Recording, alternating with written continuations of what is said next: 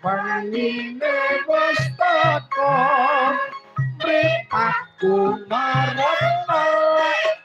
tansah lirik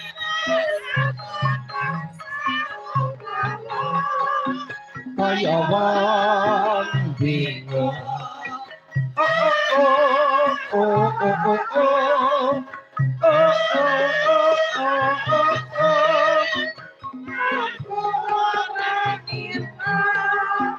Palame wana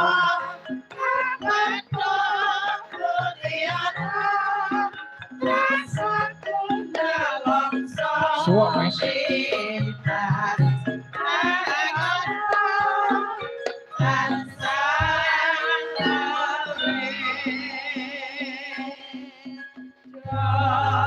Assalamualaikum warahmatullahi wabarakatuh. Waalaikumsalam warahmatullahi wabarakatuh. Tahun ke-8 awake dhewe ya kuwi mau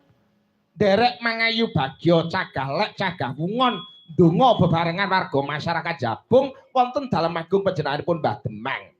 Panjenenganipun Mbah Wito SPD. Wah, luar biasa. 8 tahun kuwi wektu sing ora ya kuwi mau pendek.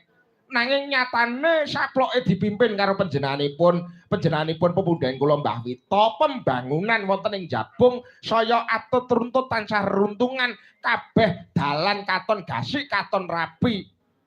pembangunan sing ora kendhat nadyanto saka pemerintah pusat ya kuwi mau dipangkas danane nanging warga Jabung perangkat desa Jabung sak mbah lurahe cukat caket rengginas trampil diitung piye ampriye cukup ampriye murah kabeh warga masyarakat Jabung elok nganggo banget tur nyatane Mbah Lurah kuwi ora kok nama umuk ora nadyan to briyanya iki sebagai Demang masa kini utawa lurah ana ing taun anyar taun masa kini nanging pituwahe mbah-mbah biyen isih digawa lho mboten nyelaki Mbah Lurah menika nek malam jemalegi menika mubeng desa tapa bisu niku tenan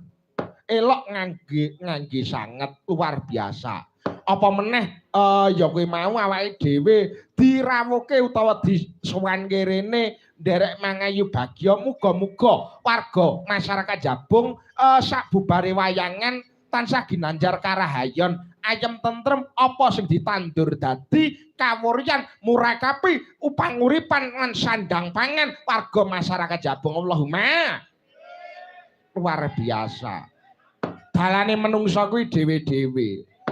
dalane menungsa kuwi dhewe-dhewe panguripane manungsa kuwi dhewe-dhewe cobane menungsa kuwi dhewe-dhewe utusane Gusti sing disebut nabi utawa rasul kuwi duwe pacoban dhewe-dhewe Nabi Adam rikala semana dicoba karo sing gawe urip mangan wohing kuldi saya kuwi mau banjur dibuang ana ing bumi nuwuhake kartu mangkar umat ana sak jagat raya kuwi Kanjeng Nabi Adam Kanjeng Nabi Nuh ngeluh Ibrahim ya kuwi mau diguwak ning jerone geni Ismail dibentang dibelah Nabi Yusuf didol ya kuwi mau regane murah didadekke budak utawa dipenjara tahun-tahunan Nabi Zakaria digraji Nabi Yahya dibelah Nabi Ayub ya kuwi mau lara sing ora ana tambane Nabi Yakub menangis merga melebihi kadar semestinya dan sendirian Nabi Muhammad mendapatkan kefakiran dan gangguan lho kuwi cobane Kanjeng Nabi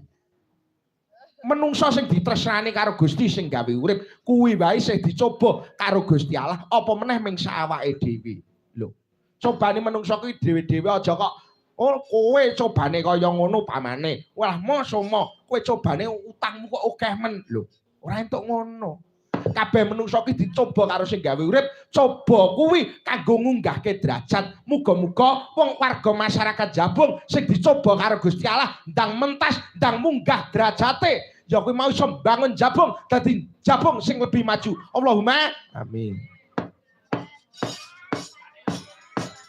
pujiku muga langgenga pujiku tansah lestari